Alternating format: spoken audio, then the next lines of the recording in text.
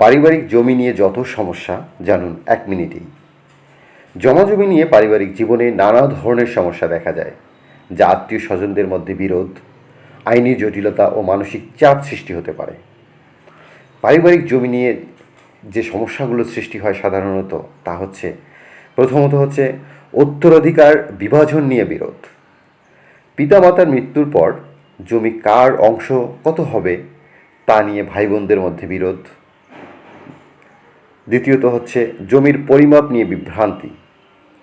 কে কতটুকু জমি ব্যবহার করবে বা করছে তা নিয়ে ভুল বোঝাবুঝি এবং শুরু হয়ে যায় বিরোধ।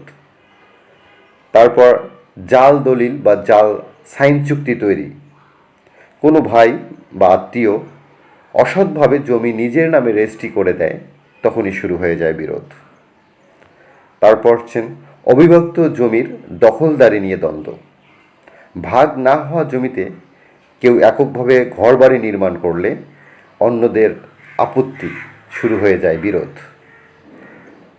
আরেকটি বিষয় হচ্ছে, একটি পক্ষ জমি বিক্রি করে দিলে অন্য ভাই বোনদের না জানিয়ে কারো দ্বারা পারিবারিক জমি যদি বিক্রি করে, তখন শুরু হয়ে যায় বিরোধ।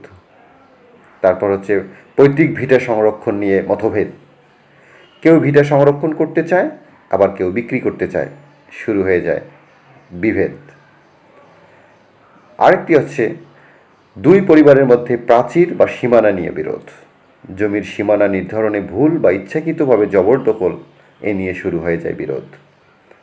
আরেকটি বিষয় হচ্ছে জমি বর্গা বা ভাড়া কে দেবে, কে জমি চাষ করবে, কে ভাড়া দেবে তা নিয়ে শুরু হয়ে যায় পারিবারিক দ্বন্দ্ব। আরেকটি বিষয় নারী উত্তরাধিকারীদের অধিকার অস্বীকার করা। বোনদের বা মায়ের অংশ না দিয়ে শুধু ছেলেরা জমি জবরদখলে নেয়, শুরু হয়ে যায় ভাই বোনদের মধ্যে বিরোধ।